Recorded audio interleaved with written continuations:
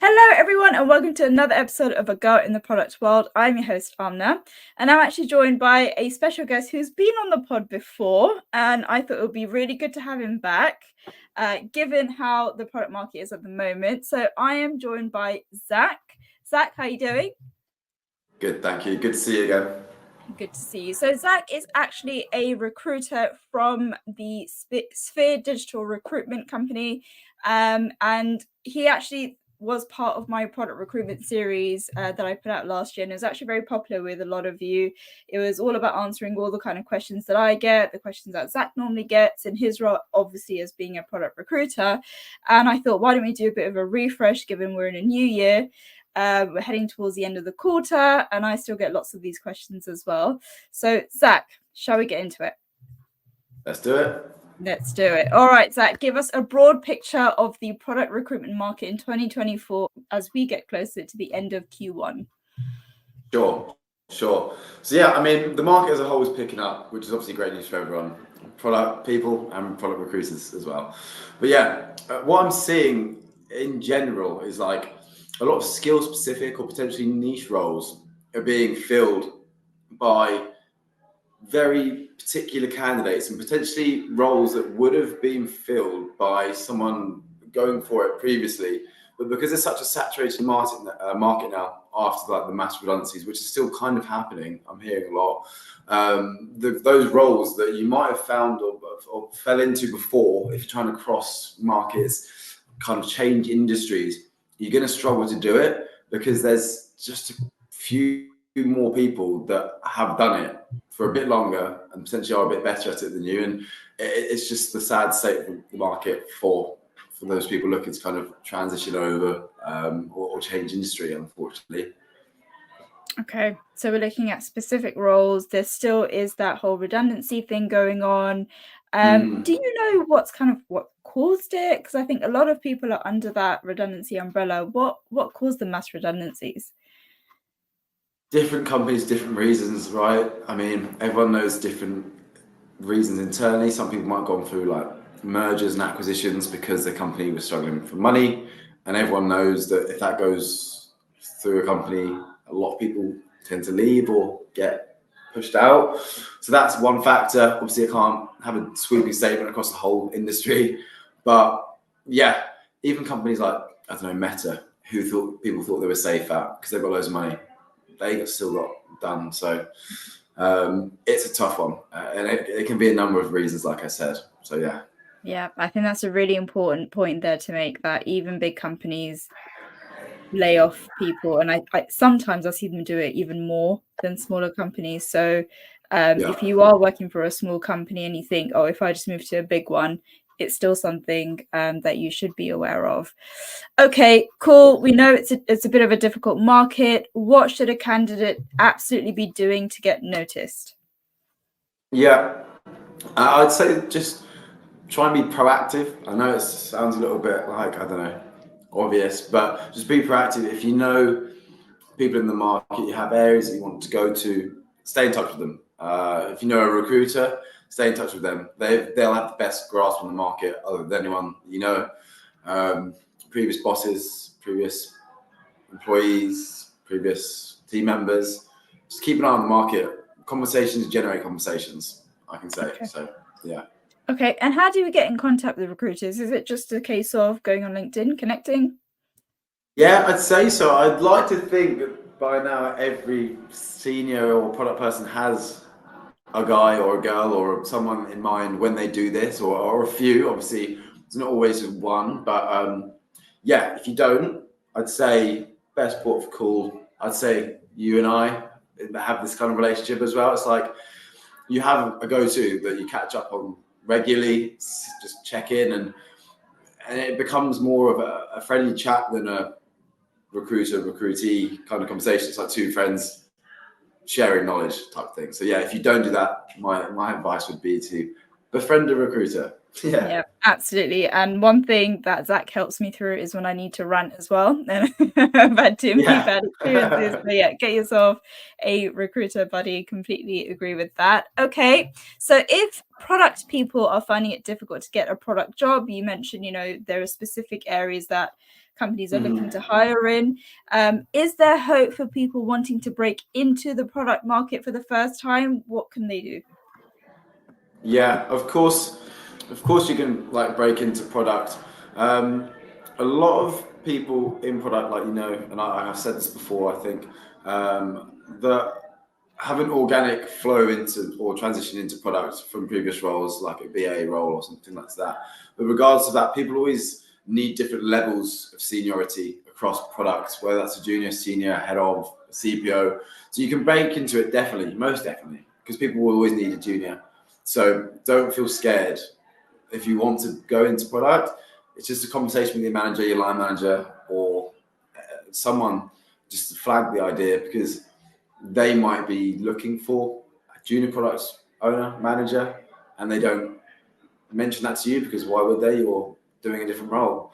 So there's always a chance to break into it at any level. Yeah. Okay, great. Now, CVs. So there are so many different formats and templates out there. I'm sure there's a bit of AI going on as well. There's so many Yeah, I've formulas. seen a few of those for sure. What should a candidate really be looking to include on their CV? What is the thing that's going to catch a hiring manager's eye, or even within the recruitment field? Yeah, this question can be made as complicated or as simple as you like allow it.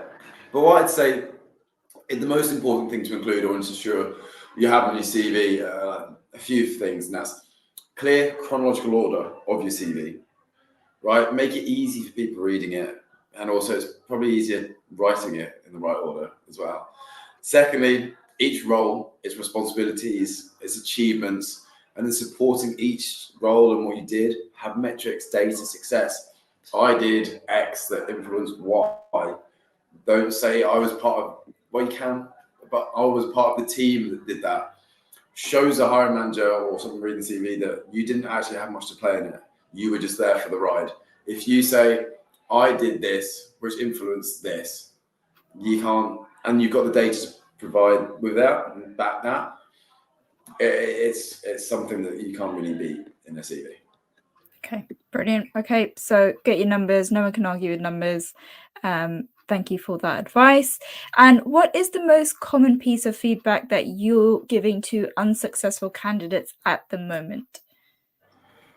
So, similar to my previous point, is candidates probably losing out with the fact that they're being pipped to the post by someone who simply might be a better fit, because there's such a saturated market of, I don't know, if you need a conversion, like if you need to be able to good at conversion or have done conversion, for example, there's going to be 3 or 4 people that have done that across different companies, different industries.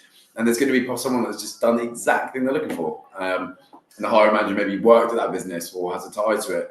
It's just it's just sometimes you just get picked to the post, unfortunately. But yeah, I'm getting to a point later that we'll mention. Okay, cool. And I think it's probably wise to point out here that because there are so many different people going for that, and someone may just have that little bit of an edge over you, I think rejections some people may take personally, but I say to people as well, like it's not you most of the time. It is just there were so many other people to choose from, and just don't take it personally, right? 100%, and also ask for feedback. And the feedback sometimes can be really good. Sometimes can be really detailed. Sometimes it can be pants, and they don't provide enough feedback or detail. But I assure you, whoever's working with you, whether it's a hiring manager or recruiter, if you ask nicely, is there any feedback that I can kind of help to do this? They will, in their best ability, to do that. If they can't, they won't. But yeah, just ask, and it will help, obviously, moving forward. But yeah, don't feel like if you don't get super detailed feedback that they're withholding information from you, because that's not the case either. Sometimes, like my case, for example, obviously speaking from my angle, is you ask a hiring manager, is there something so and so should have done in order for them to get the job, or this or that, or anything helpful? And sometimes they don't provide it, and then us as a recruiter sometimes feel a little bit, I don't know, in the middle of a rock and a hard place when the candidates be like, give me feedback, I need feedback. It's like, I'm trying, I want you to get feedback as well. But yeah, just have in mind that I'm sure whoever you're working with is trying to help you in every way. Yeah. Brilliant. And also one thing is people are busy. Having been on the hiring side of this as well, people like your inbox will be flooded with CVs. It takes a lot of time. And I know that as much as there are automated tools out there, your CV may well be going through a human, and it just takes time as well. And yeah, that is just Yeah. a harsh reality. Yeah, and to add to that, we mentioned a few times the market's super saturated. If you apply to a role on LinkedIn or directly, there's a chance that they're sitting through hundreds of profiles. So yeah, time is going to have to be something you're patient with. Yeah. Okay. Is there anything specific that companies are looking for in 2024? And has there been a change of tide anywhere? So you mentioned before, they're looking at specific skills, specific areas. Is that what you see happening in 2024? Is there anything else that we can add to that to understand? Yeah, I'd say it's following quite a trend now, this podcast.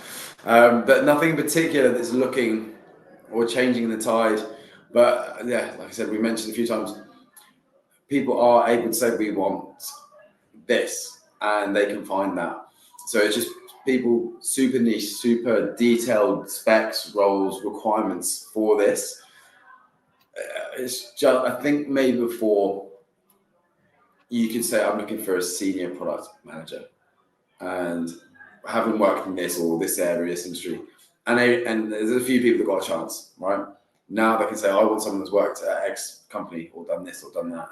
It's really honed in on certain skills or backgrounds or knowledge, and yeah, they're just able to do it now. They've got people to pick from. Yep. It is a hiring manager's world at the moment. Okay. Yeah. And your best piece of advice to a candidate who is looking and they get rejected and they're getting tired and they just don't know when this is going to end? Yeah, in one word, persistence. Like you can get bogged down and feel a bit crap about yourself. But I know it's a bit cliche, but persistence.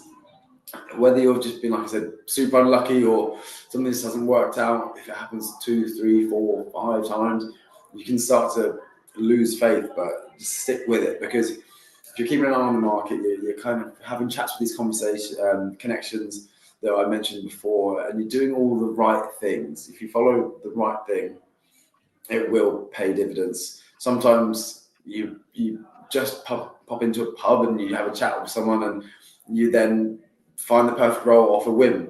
Sometimes that happens. A lot of the time, it takes you months, weeks of conversations and planning and resilience and persistence. And it's just it's the hardest thing, and you can get bogged down, like I said, but it's the best, most important thing.